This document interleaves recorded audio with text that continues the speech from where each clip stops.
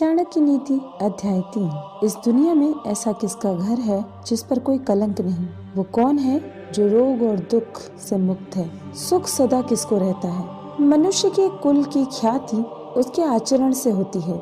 मनुष्य के बोलचाल से उसके देश की ख्याति बढ़ती है।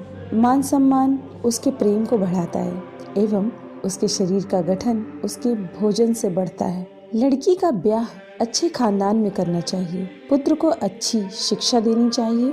शत्रु को आपत्ति और कष्टों में डालना चाहिए एवं मित्र को धर्म कर्म में लगाना चाहिए। एक दुर्जन और सर्प में ये अंतर है कि सांप तभी डसेगा जब उसकी जान को खतरा हो, लेकिन दुर्जन पग पग पर हानि पहुंचाने की कोशिश करेगा। राजा लोग अपने आसपास अच्छे कुल के लोगों को इसलिए रखते हैं क्योंकि ऐसे लोग न आरंभ में, न बीच में और न ही अंत में साथ छोड़कर जाते हैं। जब प्रलय का समय आता है तो समुद्र भी अपनी मर्यादा छोड़कर किनारों को छोड़ अथवा तोड़ जाते हैं, लेकिन सज्जन पुरुष प्रलय के समान भयंकर आपत्ति एवं विपत्ति में भी अपनी मर्यादा नहीं बदलते। मूर्खों के साथ मित्रता नहीं रखनी चाहिए, उन्हें त्याग देना ही उचित है, क्योंकि प्रत्यक्ष रूप से वे दो पैरों वाले पशु के समान हैं, जो अपने धारदार वचनों से वैसे ही हृदय को छलनी करता है जैसे अदृश्य कांटा शरीर में घुसकर छलनी करता है। रूप और यौवन से संपन्न तथा कुलीन परिवार में जन्म लेने पर भी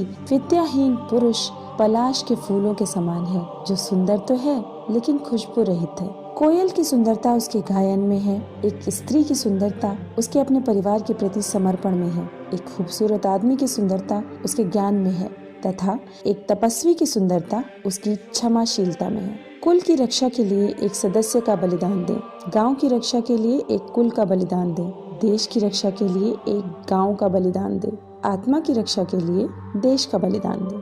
जो उद्यमशील है वो गरीब नहीं हो सकते, जो हरदम भगवान को याद करते हैं उन्हें पाप छू भी नहीं सकता, जो मौन रहते हैं वो झगड़ों में नहीं पड़ते, जो जागृत रहते हैं निर्भय होते हैं। अत्यधिक सुंदरता के कारण सीता हरण हुआ, अत्यंत घमंड के कारण रावण का अंत हुआ, अत्यधिक दान के कारण राजा बाली को भी बंधन में बंधना पड़ा। अतः सर्वत्र अति को त्यागना चाहिए। शक्तिशाली लोगों के लिए कौन सा कार्य कठिन है, व्यापारियों के लिए कौन सी जगह दूर है, विद्वानों के लिए कोई देश विदेश नहीं, मधुभाषियों का कोई शत्रु नहीं। जिस तरह सारा वन केवल एक ही पुष्प एवं सुगंध भरे वृक्ष से महक जाता है, उसी तरह एक ही गुणवान पुत्र पूरे कुल का नाम बढ़ाता है।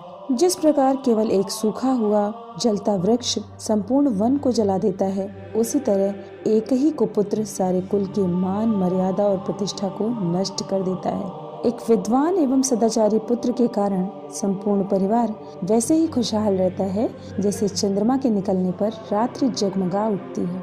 ऐसे अनेक पुत्र किस काम के जो दुख और निराशा पैदा करें?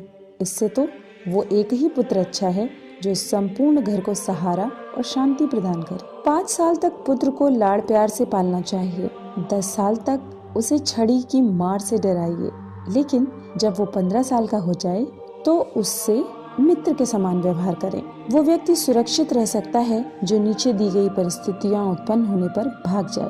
नंबर 1 भयावह आपदा, नंबर 2 विदेशी आक्रमण, नंबर 3 भयंकर अकाल, नंबर 4 दुष्ट व्यक्ति का संग। जो व्यक्ति निम्नलिखित बातें अर्जित नहीं करता वो बार बार जन्म लेकर मरता है।